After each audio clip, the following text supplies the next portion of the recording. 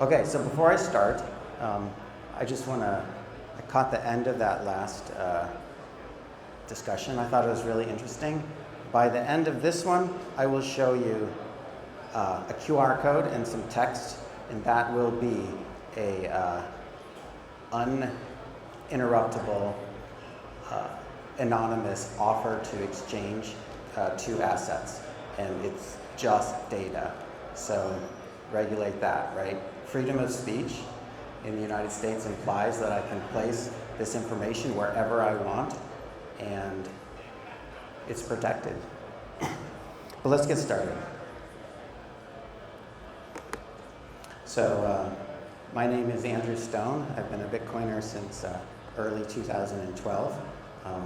And then I founded this organization called Bitcoin Unlimited, which fought the blockchain scaling wars. We lost, and here we are, right? I also teach a blockchain course at UMass Amherst, and that's a bit about me. So, when Bitcoin was first created, it contained a lot of socially transforming innovations. I got them up there. It introduced a very strong implementation of sound money.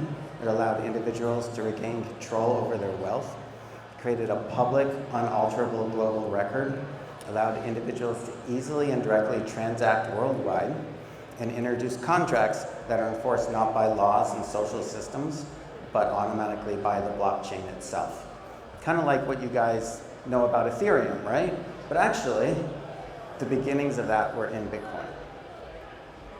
So what happened? Well, there were some bugs in 2010, so people panicked and removed a lot of the smart contracting. The op return actually got squashed down in about 2012. It's been expanded recently, but that killed an asset system called colored coins. So the innovations have mostly been de-emphasized in Bitcoin, except for one, and that's sound money. And perhaps that single use is so important that it justifies the shedding of all the other innovations. But I feel like there's something sad about this evolution of Bitcoin. And the reason why is because sound money is really not that innovative, right? It's digital gold, right? Gold has existed. And there's something extremely sad about this final rallying cry that the Bitcoiners are using. Bitcoin, not crypto, right? Some in the Bitcoin community are attempting to divorce Bitcoin from all of these other ideas that originated cryptocurrency. So even though Bitcoin is arguably the best sound money is not in itself innovative compared to some of the other things that have been effectively removed, right? I don't want to get into very technical arguments, right? Smart contracting does still exist in Bitcoin. It's just almost useless because it's not very powerful.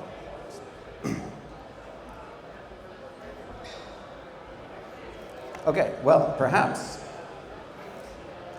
we don't need these other properties, right? Because the internet is already perfect. So why would we need to solve any other problems, right? Well, it's hard to make that claim looking at the internet today. We have lies and misinformation all over social media.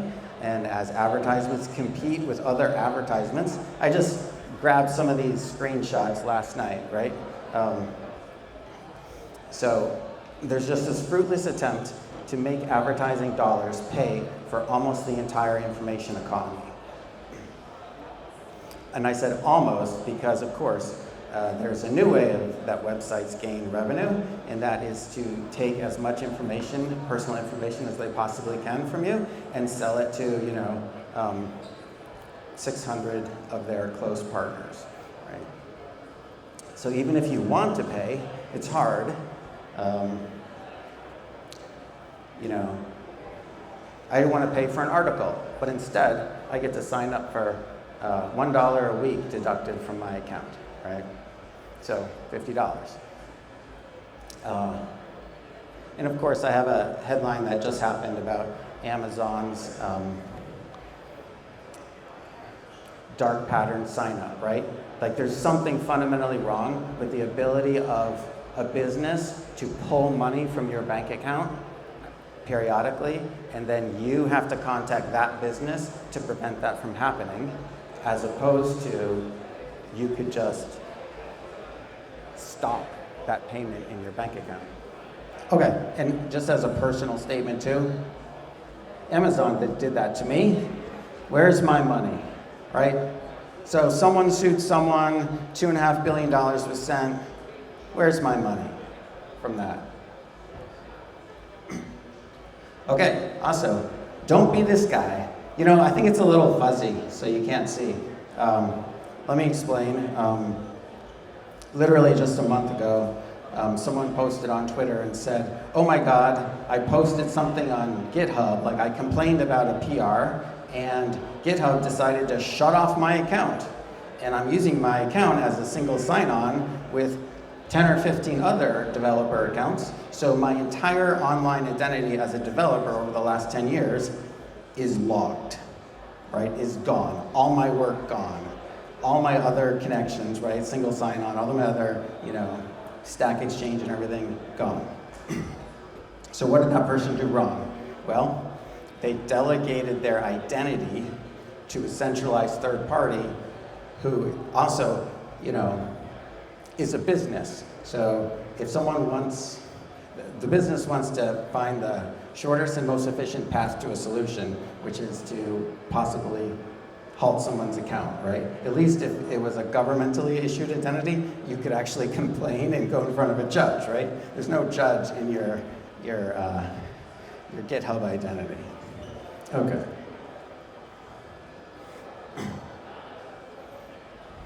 So, I say crypto, not Bitcoin. Let's get back to some of these initial ideas that actually made things innovative.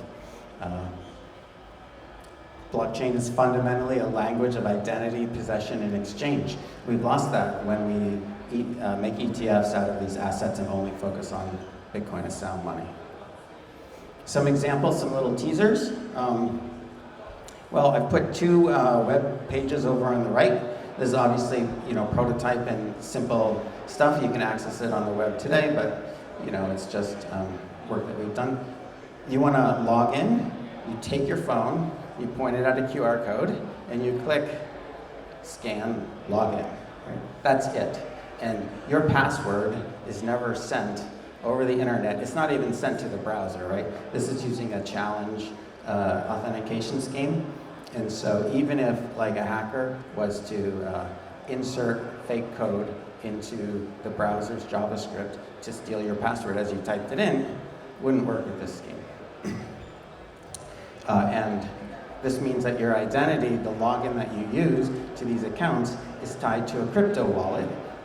So you have ownership of your identity, and no one can, turn off your account and prevent you from logging in to other sites.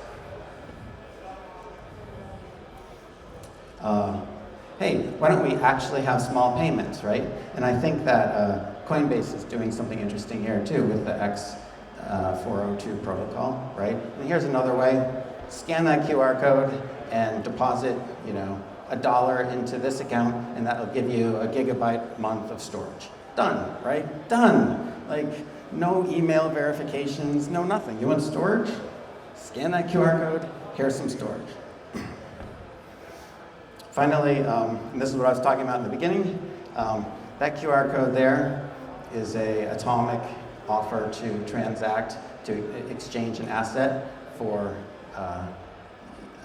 Nexa, and you can scan that, make the trade, and such a thing can be placed on any social media, anywhere where you're allowed to post information. You can post that QR code or the text behind it and make an exchange. Right? No need for intermediation of ETFs and so forth for scalability. Okay, so that's a little bit about what Nexa can do to solve these problems, and this is where I hope that we can go to with cryptocurrency instead of just considering number go up and, is this sound money? Thank you.